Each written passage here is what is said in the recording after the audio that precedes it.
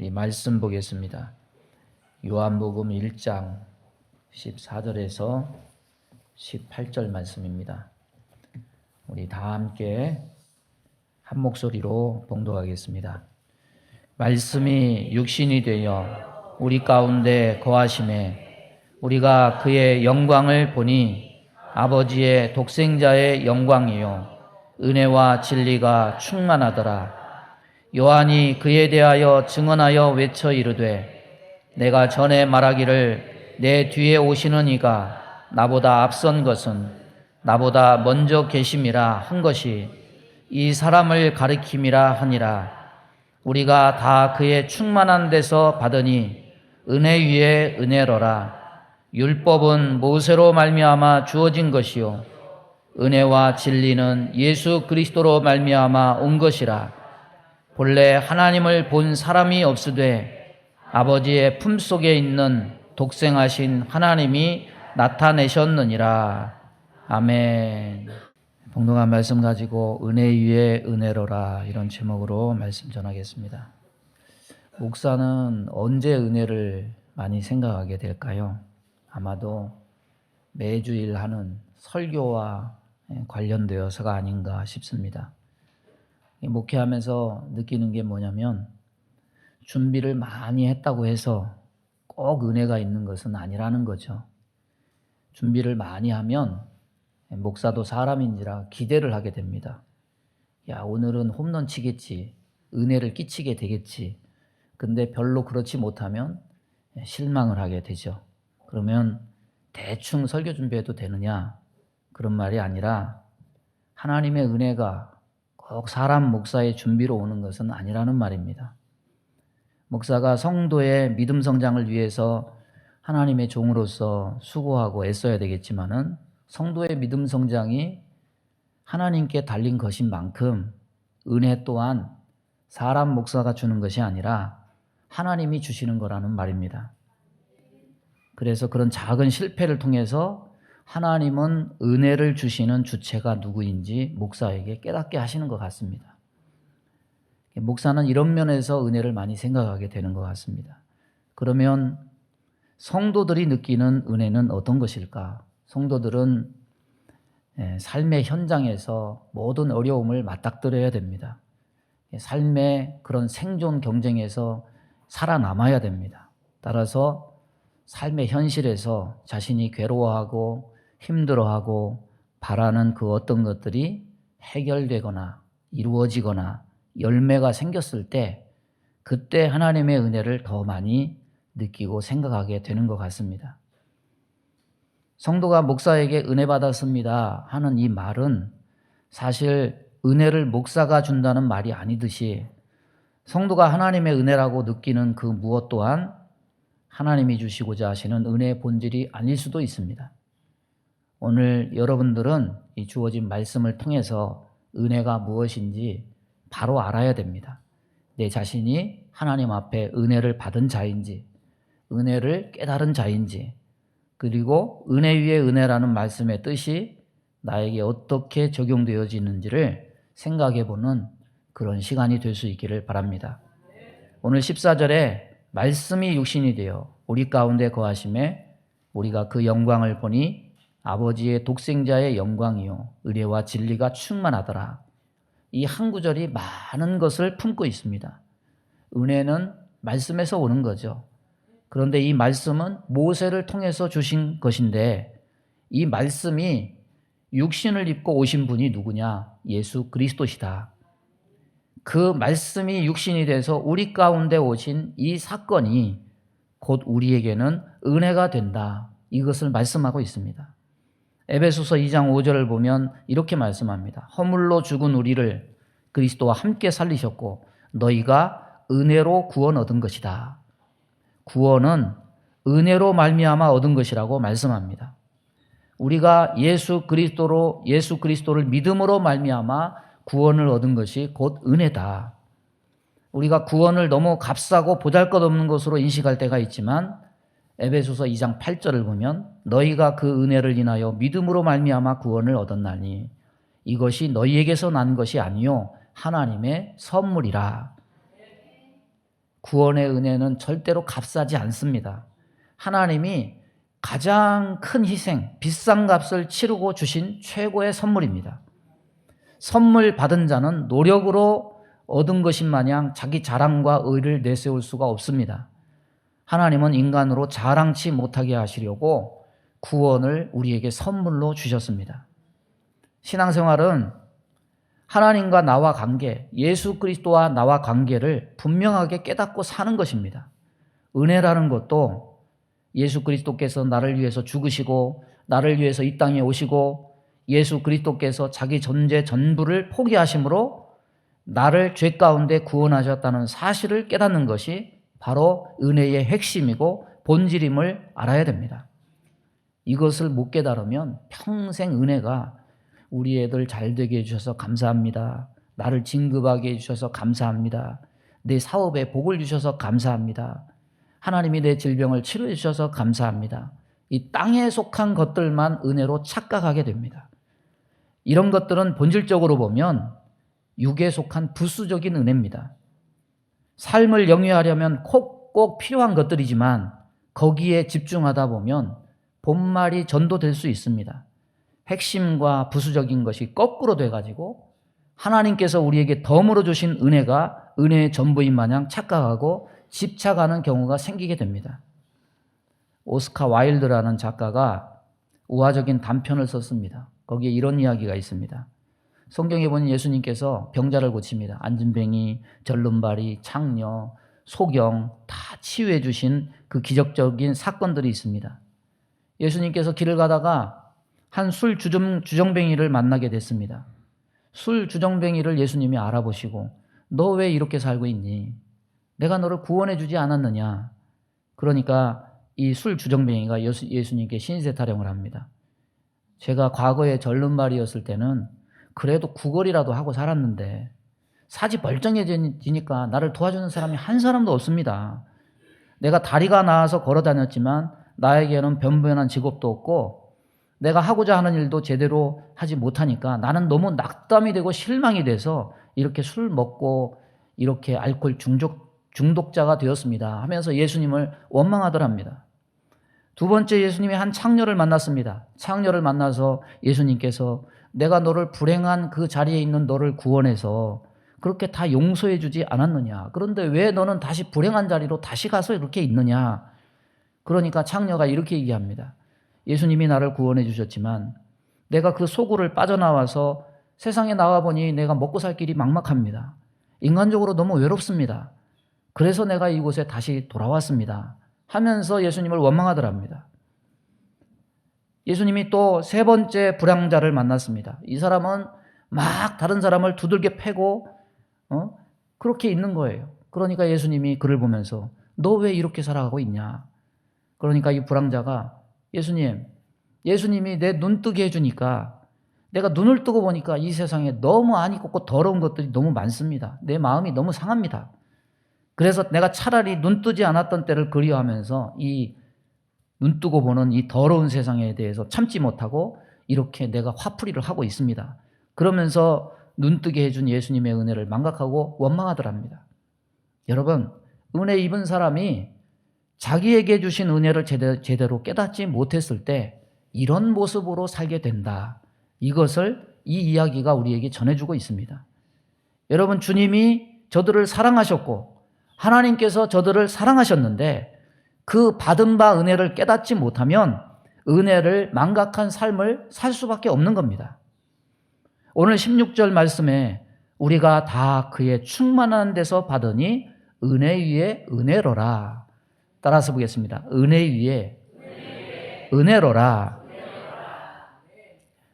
이 은혜는요, 딱 한 번 주어졌다가 멈추는 은혜가 아니라 지속적으로 주어지는 은혜입니다. 여러분, 바닷가에 가보면 파도가 밀려옵니다. 이 파도는요, 세상이 창조된 일에 멈추는 적이 없습니다.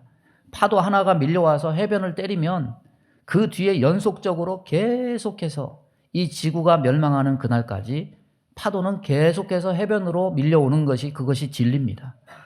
하나님의 은혜는 이 지구의 종말이 올 때까지 해변가의 파도처럼 우리에게 밀려오는 은혜입니다. 이것이 바로 은혜 위에 은혜라는 말씀이에요.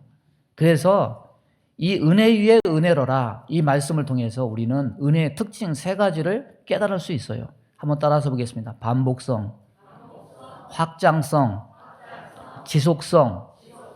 하나님의 은혜는 반복되고요. 하나님의 은혜는 확장되고요. 하나님의 은혜는 지속됩니다. 한 번 주고 마는 은혜가 아닙니다. 계속 보충되고 차고 넘치는 은혜입니다. 일정한 양이 차고 나면 멈추는 은혜가 아니라 지속적으로 계속해서 흐르는 은혜가 바로 하나님의 은혜입니다. 나에게만 와서 만족해하는 그 은혜가 아니라 잔이 넘쳐서 내 주변에서 흐르게 되는 것과 같이 많은 사람에게도 은혜를 끼치는, 영향력을 끼치는 것이 바로 하나님의 은혜입니다. 여러분, 하나님의 은혜를 얼마나 깨닫고 살아갑니까? 은혜를 은혜로 깨닫는 것도 은혜예요. 아무리 많이 주어져도 내 자신이 그 은혜를 깨닫지 못하면 그 은혜가 나에게 은혜가 되지 못해요. 여러분, 가정에서 자녀들 다 길러보면 나이가 들어간다는 것, 철이 든다는 게 뭡니까? 철이 들면 부모의 고마움도 알고 다른 사람이 나에게 은혜를 베푸는 것에 대한 고마움도 알아요. 그런데 어릴 때는 모든 게 자기중심적입니다. 자기 뜻대로, 자기 생각대로 뭐가 안 되면 투정을 부리고 똥 싸놓고도 울고 오줌 싸놓고도 울고 배고파도 울고 계속해서 그런 식이에요. 그러나 나이가 들면 자기 앞가림도 할 줄 알고 이제 음식이 있으면 나눠 먹을 줄도 알고 부모님을 대접해야 된다는 것도 알고 철이 들어가면서 이렇게 변화되어 가는 겁니다. 그러나 우리가 주어져 있는 이 사랑을 깨닫지 못하고 영적으로 철이 들지 못하면 늘 영적으로 어린아이와 같이 사랑의 갈증에 걸려 있어서 받는 것에만 익숙해져서 불평하게 돼요. 그러나 하나님의 은혜를 깨닫고 하나님 사랑을 깨달은 사람은 다른 사람을 통해서 내가 사랑을 받으려 하지 않고 내가 다른 사람을 위해서 사랑을 나누어주는 사랑의 공급자가 됩니다. 은혜 위에 은혜라, 이 말은 내가 은혜 있는 교회 가서 신앙생활을 하기를 원하는 것이 아니라 내가 은혜를 깨닫는 그런 삶으로 말미암아서 은혜를 나누어 줄 수 있는 성도가 되는 것을 담고 있는 겁니다. 여러분, 좋은 교회, 은혜로운 교회가 어떤 교회입니까? 은혜로운 교회는 은혜로운 교회가 따로 있는 것이 아니에요. 하나님의 은혜를 깨달은 사람이 많이 모인 교회, 은혜를 받아서 나누기를 원하는 사람이 많은 교회가 은혜로운 교회고 좋은 교회인 겁니다. 따라서 내 자신이 변하기 전에는 우리 교회가 좋은 교회가 될 수 없어요.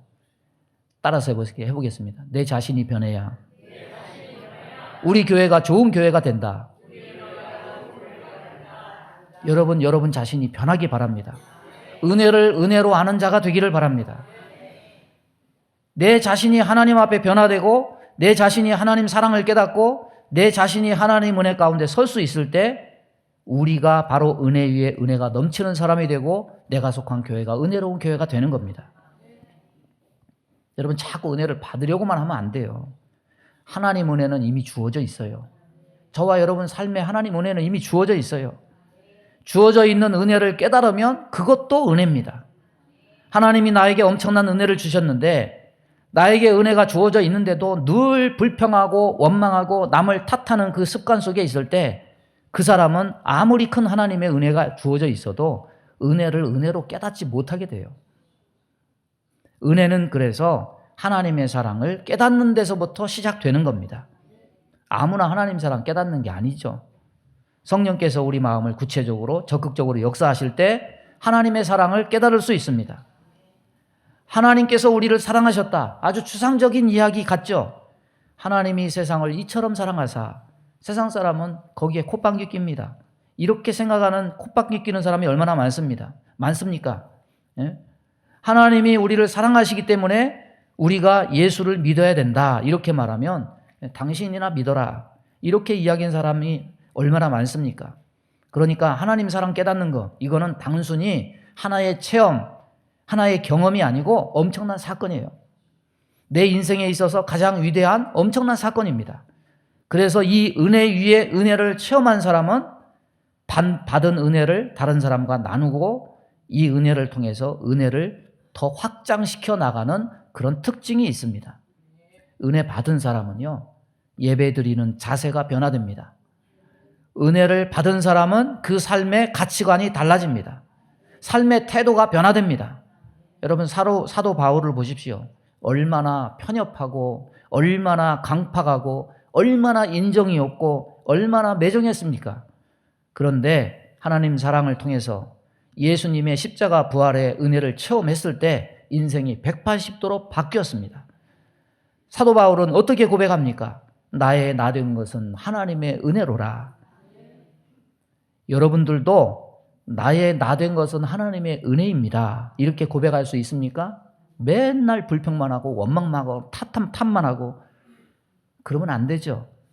나의 나 된 것, 내가 구원받은 것, 잘나고 똑똑해서 유명해서 열심히 노력해서가 아니라 하나님의 은혜라는 사실을 우리는 깨닫고 살아가야 됩니다.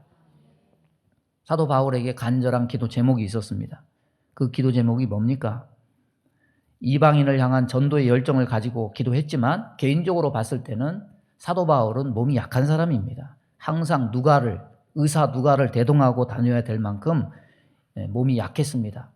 안질이냐 간질이냐 학자들 사이에 이런 얘기를 하지만은 어쨌거나 신체적인 약점을 지니고 한평생을 살았습니다. 사도 바울이 이것 때문에 자기 인생을 걸고 하나님 앞에 3번 기도했습니다. 하나님, 이 육신의 가시가 너무 괴롭습니다. 이걸 제거해 주세요. 하나님, 다른 사람들은 일하지도 않는데 저렇게 건강하게 사는데 나는 내 인생 걸고 하나님 위해 사는데 이렇게 몸이 약합니다. 질병이 있습니다. 이 가시를 내게서 제거해 주세요. 그런데 하나님의 대답이 뭡니까? 알았다. 내가 너를 건강하게 해주겠다. 이게 아니에요. 따라서 해보겠습니다. 내 은혜가 내게 족하도다. 이 내는 나를 얘기하는 거죠. 하나님을 얘기하는 거죠. 그 다음에 내게 족하도다 이 말은 바울 너에게 족하도다 이 말이죠. 내 은혜가 하나님의 은혜가 너한테 족하다. 여러분, 하나님이 기도할 때 우리에게 응답하시는 방법 3가지 있죠. 즉각적으로 오케이를 하시는 그런 기도, 이런 방법이 있고 아니면은 오랫동안 대답 안 하시고 침묵하시는 그런 방법이 있습니다. 그런데 때로 명확하게 아니다, 노라고 대답해 주실 때도 있습니다. 바울에게 주신 응답은 뭐였습니까? 노예요. 그런데 바울은 이 응답에 원망한 것이 아니라 감사했습니다. 하나님의 은혜가 나에게 족함을 압니다. 아멘으로 받았습니다. 우리가 성숙하지 못할 때 하나님의 기도 응답에 노라는 빨간 표시가 딱 나오면 뭐가 나오느냐? 분노와 불평과 원망이 나옵니다. 내가 하나님한테 한 게 뭔데? 수십 년 동안 내가 수없이 예배 드려주고 헌금 숫하게 갖다 바치고 봉사도 다 했는데 하나님 예수 안 믿는 사람에게는 그런 거 다 주시면서 제가 하나님한테 모든 것을 다 바쳤는데 하나님은 나한테 왜 이러세요? 막 대들죠. 여러분, 바울이 복음 전도자로서 사는데 가장 절실한 것이 어쩌면 건강이었을 겁니다. 여러분, 여행을 다녀도 젊고 건강해야 활동적이고 재밌게 여행 다니지 않습니까? 그런데 복음을 전하는 선교하는 일에 더더구나 건강은 필수 아니겠습니까? 그런데 하나님은 바울에게 선교의 가장 필수적인 건강에 치명적인 약점을 주셨습니다. 또한 그것을 제거하기 위해서 바울이 기도했을 때 내 은혜가 내게 족하다. 응답을 주신 것은 우리가 보는 시각에 아니 어쩌면은 선교하는데 좀 도움이 되게 건강 주시지 왜 그것을 거절하셨을까? 이렇게 생각될 수 있습니다. 그런데 바울은 그것을 듣고 난 뒤에 뭐라고 얘기합니까? 하나님께서 나를 더 겸손하게 하나님을 섬기게 하기 위해서 나에게 이렇게 응답하신 것이다. 아멘으로 받아들였어요. 여러분, 이것을 통해서 다 들어주고 다 갖춰지는 것만이 은혜가 아니라는 것을 깨닫게 될 수 있어요. 성경에 보면요, 구약에 하나님이 부족함 없이 차고 넘치도록 은혜 주신 구약에 3사람이 있어요. 그 첫째가 아담이요, 그 둘째가 삼손이요, 그 셋째가 솔로몬이에요. 그러나 그들은 부족해서 실족한 사람들이 아닙니다. 차고 넘치도록 주니까 오히려 믿음에서 미끄러지고 타락하고 겸손을 잃은 사람들이었습니다. 여러분, 가끔요 사람에게 배신당한 분들이 이런 얘기하는 말을 듣게 됩니다. 정말 신뢰하고 가까운 친구였는데 돈을 빌려줬는데 돈도 잃고 친구도 잃었다. 세상사에서도요, 원하는 것 다 들어주는 것만이 우정이고 은혜가 아님을 알게 돼요. 신앙도 그런 면이 있습니다. 줘서 잃게 되고 줘서 타락하게 되고 하나님을 멀리하게 될 것 같다면 하나님은 더 중요한 것을 잃지 않게 하시기 위해서 우리에게 부족한 부분을 남겨놓는 것이 하나님의 은혜라는 사실을 우리는 깨달을 수가 있는 겁니다. 그래서요, 이 세상의 수학 가운데 가장 어려운 수학이 하나님 은혜를 계산하는 수학이라고 해요. 세상의 수학은 공식에만 대입하면 다 풀려요. 답이 있어요. 그런데 하나님 은혜는 그 은혜를 체험하지 못한 사람은 절대로 그 해답을 풀 수 없어요. 하나님의 은혜를 체험하지 못한 사람들은 자꾸 인간적인 생각으로 인간의 계산법을 가지고 계산을 하니까 믿음의 정답이 나오지 않습니다. 머리로 계산해 보니까 불평이 나와요. 원망이 나와요. 늘 안 되는 부정적인 논리가 나와요. 그러나 하나님의 은혜를 체험한 사람은 1 더하기 1은 2가 아니에요. 30배가 될 수도 있고 60배가 될 수도 있고 100배가 될 수도 있고 1000배가 될 수도 있고 단위가 작아서 아멘을 안 해요? 억배가 될 수도 있고 아멘을 확실히 하네.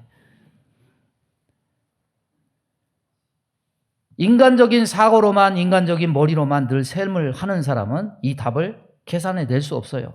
그런데 은혜를 체험한 사람은 은혜를 깨달은 사람은 잘 돼도 못 돼도 건강해도 병들어도 흥해도 망해도 잘 살아도 못 살아도 항상 하나님 앞에 감사하고 기도합니다.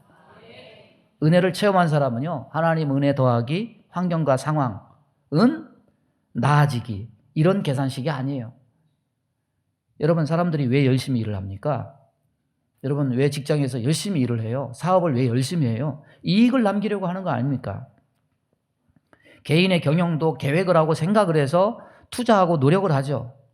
우리 교회 지하에 주방업체가 입주한 분들이 있어서 이분들은 직접 장을 봐서 구입을 하는 게 아니더라고요. 요즘에는 재료 배달하는 유통이 잘 돼 있어서 24시간 탑차가 여기까지 와가지고 교회 앞에 정차합니다.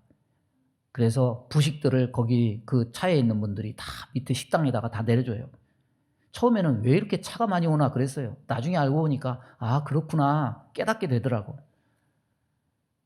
여러분, 그 재료를 가지고 열심히 요리하면 이익이 나고 결산을 합니다. 제가 그걸 보면서 많은 생각을 했어요. 야, 장사하는 분들이 준비를 통해서 뭔가를 얻으려고 한다면은 우리는 과연 우리의 내일을 위해서, 생명을 위해서 우리는 뭘 준비할까 생각해 보니 내가 잘 먹고 잘 잔다고 내일을 얻게 되는 건 아니더라고요. 여러분, 잘 먹고 잘 자면 내일이 보장됩니까? 아닐 수도 있어요. 왜? 자다가 죽는 사람도 많으니까. 우리는 내일을 위해서 준비하는 게 아무것도 없습니다. 내일의 생명을 위해서 준비하고 걱정하는 사람은 아마 시한부를 사는 그런 소수의 사람들 외에는 아무것도 없는 것 같아요. 그래서 깨닫게 돼요. 아, 우리의 내일은 우리가 준비하는 게 아니라 하나님이 준비하시는구나. 사람이 삶을 산다는 것은 매일매일 여호와 일에 복을 받아서 누리는 것이구나. 여호와께서 준비하시리라. 뭘 준비하십니까? 우리의 삶을요. 하나님이 매일매일 준비해서 저와 여러분께 선물로 주시는 거예요. 삶은 예비하시는 여호와 이레의 하나님, 준비하시는 하나님의 은혜로 맺어지는 겁니다. 그러니까 하루하루 감사하며 소중히 살고 열심히 살아야 됩니다.